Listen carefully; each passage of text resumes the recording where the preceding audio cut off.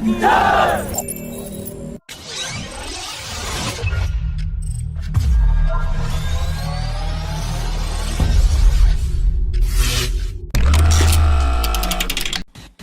a significant milestone in becoming a major defense supplier, India has signed a $375 million deal with Philippines for the sale of Brahmos supersonic anti-ship cruise missiles to the Philippines Navy at 11:30 a.m. today, during which the top defense ministry officials of the Philippines were present on the historic occasion, while India was represented by the Indian ambassador and officials associated with the Brahmos project.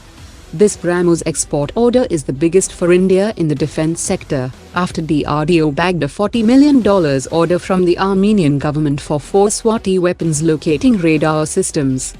India has entered advanced stage of discussions with Vietnam, and is expected to receive more orders from friendly nations like UAE, Saudi Arabia and Indonesia.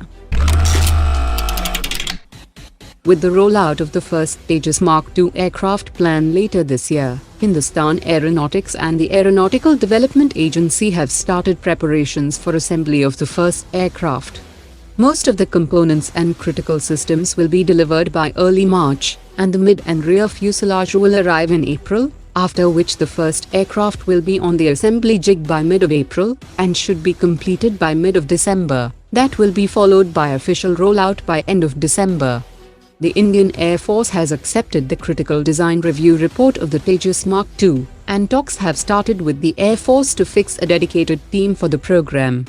Hindustan Aeronautics is expecting an order for at least 100 Tejas Mark II fighter jets in the first contract, and talks might be held to procure more units at a later stage, but there is a possibility that instead of ordering Tejas Mark II in large numbers, the Indian Air Force might instead procure AMCA in higher numbers, as the AMCA is planned to conduct its first flight in 2025, which is just 2 years after the first flight of the Tejas Mark II.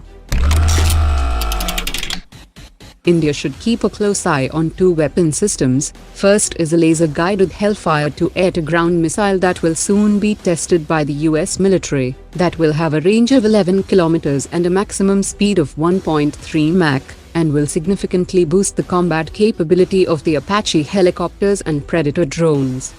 The second is a laser-guided Excalibur-S munition with a range of 57 kilometers, which will be compatible with both K9 Vajra and M777 howitzer, and it features a semi-active laser seeker to engage moving land and maritime targets at comparable ranges, and will expand the capability of artillery on the battlefield.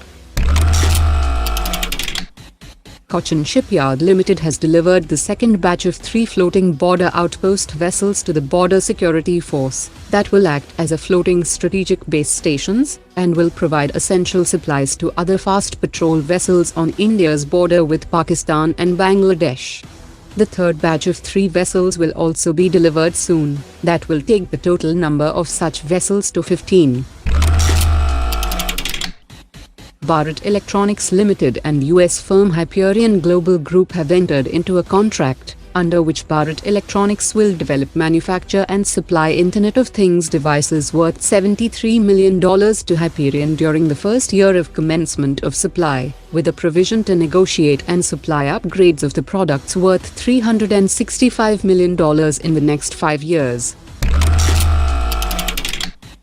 The first India-Central Asia Summit was held virtually yesterday, during which the 6 countries decided to upgrade existing defense partnership, and agreed to consider holding joint counter-terror exercises between their militaries. After India announced its summit, China also held a summit with the leaders of Central Asian countries at a very short notice on 25 January, during which the Chinese president offered $500 million in assistance to the region.